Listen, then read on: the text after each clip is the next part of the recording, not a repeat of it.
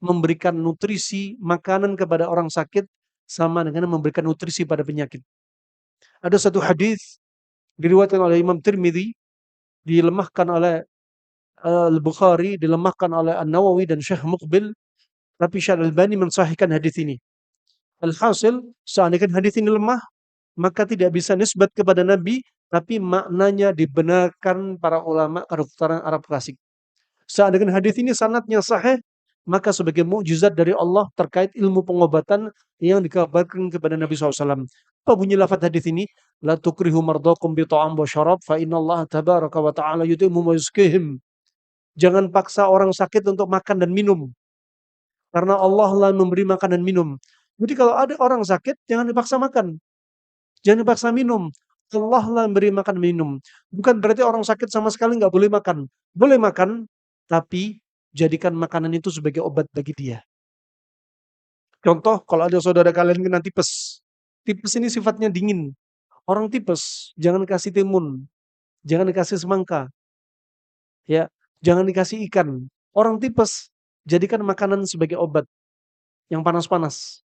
Ayamnya ayam jago, mau daging lainnya daging kelinci, mau daging kambing. Nah, minumannya jahe merah, madu, propolis misal. Nah, ini contoh rahimakumullah jami'an. Jadi Allah lah yang memberi makan, Allah lah yang memberi minum. Bagaimana cara Allah memberi makan, memberi minum? Apakah Allah kirim temannya, teman kamar sebelah ngirim makanan kepada kalian di asrama yang satunya? Enggak. Apakah Allah kirim malaikat kepada kalian? Enggak. Disebutkan sebagian masyayikh, caranya apa? Dengan kalian nggak nafsu makan, darah akan encer. Dengan kalian sedikit makan, darah akan encer. Leukosit akan naik, sel darah putih naik. Virus bakteri dibunuh. Oksigen lebih banyak di dalam darah, memberikan nutrisi kepada jaringan. Racun berkurang. Semakin kalian banyak makan, otak semakin lemot untuk ngafal, untuk paham. Semakin kalian banyak minum, kalian jadi pemalas. Makanya jangan banyak makan, jangan banyak minum. Surat Al-A'raf ayat 31. Wa kulu washrabu wa la tusrifu innahu la yuhibbul musrifin. Ya, enggak boleh berlebihan.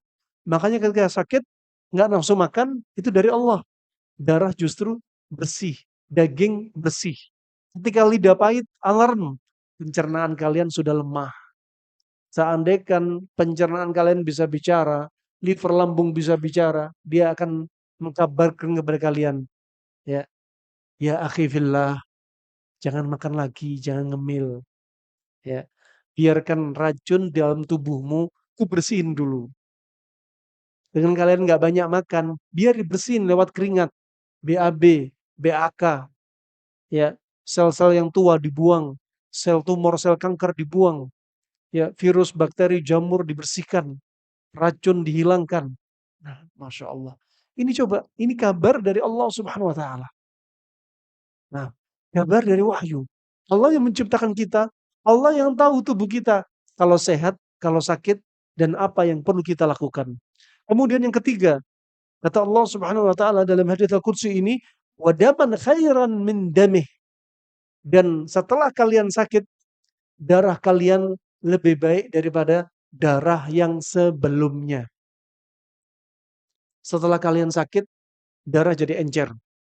Darah lebih bersih. Oksigennya lebih banyak. Nutrisinya lebih banyak. Jadi setelah kalian sehat dari sakit, saat itu kalian seperti apa? Kembali fit. Makanya yang tadinya nggak nafsu makan, awal mula kalian sehat diantaranya apa?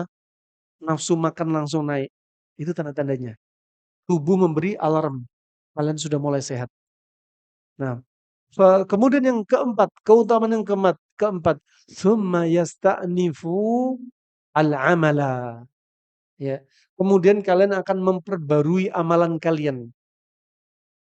Setelah tubuh kita dibersihin, daging kita dibersihin, darah kita dibersihin, tubuh kita jadi enteng. Dan dosa-dosa kita digugurin. Sampai kata Al-Manawi rahimallahu ta'ala, maka saat itu kalian seperti baru dilahirkan oleh ibu kalian. Nah, ini barakallahu fikum rahimakumullah jami'an. Nabi juga bersabda, kullu mauludin yuladu 'alal fitrah. Setiap anak dilahirkan di atas fitrah. Fitrahnya apa? Islam. Hatta yuhawwidani, ayu nasrani, ayu majisani. Sampai kedua bapak ibunya menjadikan anak yang tadi fitrahnya Islam mau jadi Yahudi, Nasrani, atau Majusi. Sama. Kalau kalian seperti dilahirkan oleh ibu kalian, kalian bersih. Nggak punya dosa dan tubuh kalian bersih. Tubuh kalian bersih. Ketika kalian sembuh dari sakit, kata Al-Banawi, tubuh kalian bersih lagi. Dosa dibersihin, ya tentunya maksudnya dosa kecil, ataupun dosa besar, butuh taubat. Dosa kecil kalian dibersihkan, dan tubuh kalian dibersihkan. Wah, ini hikmah. Kalau kita tahu ini, sama sekali di kepala kita nggak akan mikir namanya mencela penyakit. Memikirkan ini semua takdir Allah, ini murni buruk, ya mutlak buruk. Wah, ini termasuk orang yang apa? Jauh dari iman, jauh dari agama. Makanya kalian belajar ilmu agama, semua dari funun, ilmu yang kalian pelajari, itu untuk apa? Sebagai benteng bagi kalian dan menjaga diri kalian dari segala wujud kesyirikan, kesesatan, kemaksiatan. Nah, sehingga apa? Selamat dunia wal akhirah.